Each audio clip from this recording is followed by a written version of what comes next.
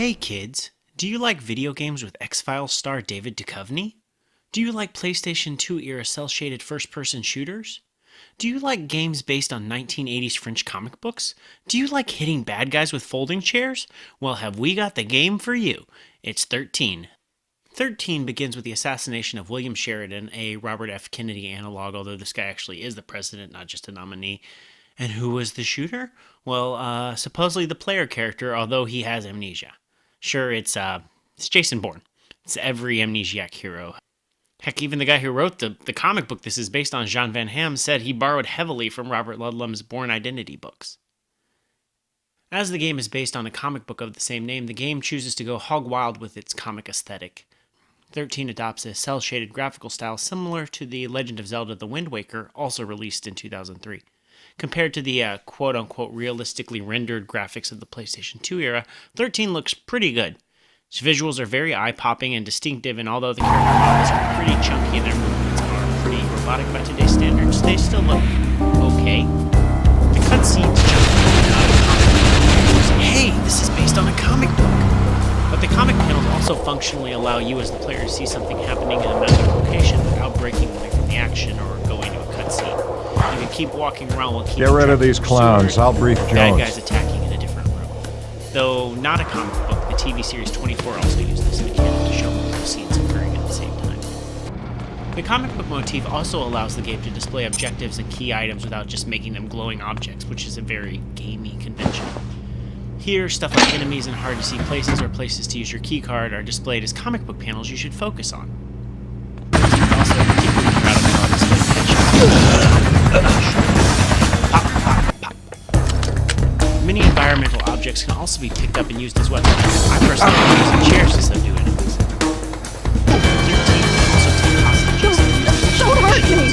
These situations can be particularly funny when you're against security guards who don't want to kill you because they're really bad guys. They're just doing their job. It's just silly to watch them pursue you as a hostage now. Sometimes 13 will see something lovely and true flashback. The game will suddenly flash to black and white and take the player to an environment. These weird flashbacks are completely playable. They're not like cutscenes or anything, and they're very disorienting. And then suddenly, back in the game. They're very odd, but also very cool.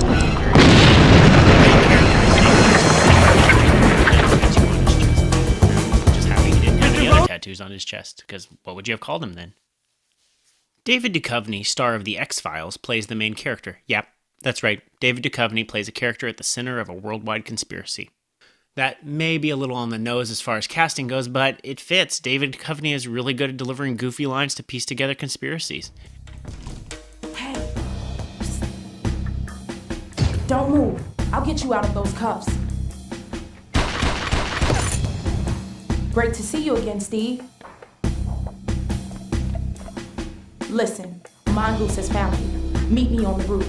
And don't go using G-Men for target practice, okay? The girl from the bank. At this time, most video game voices were voiced by voice actors, and the only time that games attracted movie stars was when they voiced their movie characters, like Pierce Brosnan voicing James Bond, or Sir Ian McKellen voicing Gandalf. But here they got David Duchovny and Adam West and the rapper Eve to voice main characters, which is pretty cool. 13 is based on the French comic of the same name. The French comic started in 1984 and currently has 23 volumes. You may be familiar with 13 from the 2008 TV miniseries starring Stephen Dorff and Val Kilmer. That was supposed to be a full series, but didn't really make it, and instead was released as a two-part made-for-TV movie. And then in 2011, there was 13 the series, which picked up from the events of the 2008 movie, even though everyone was recast. And that show ran for 2 seasons. The game strays from the source material and its plot. The general conceit, though, is the same, though things are kind of randomly changed. At the beginning of the game, 13 washes up on a beach, but instead of being rescued by an elderly couple, he's helped by a sexy younger woman in a swimsuit. And then how the plot and conspiracy play out in the game versus the comic is a little different, but I really don't want to go into spoilers. The game is a lot more stylish than the comic book, which the comic is pretty drab, actually. I came to it after playing the game. And the 13 video game commits to a 60s, 70s thriller style, and it just works fantastically. It actually lulls you into thinking the game is a lot better than it really is. And what it is it's a first-person shooter of its era. It's fairly linear, and the enemy encounters aren't particularly unique. But XIII does have a cool style, beautiful art direction, and a very competent voice cast. It's an interesting game to say the least. Thank you for watching That Was a Game, and we'll be back next time. No one can stop me from conducting my own investigation. You hear me, Amos?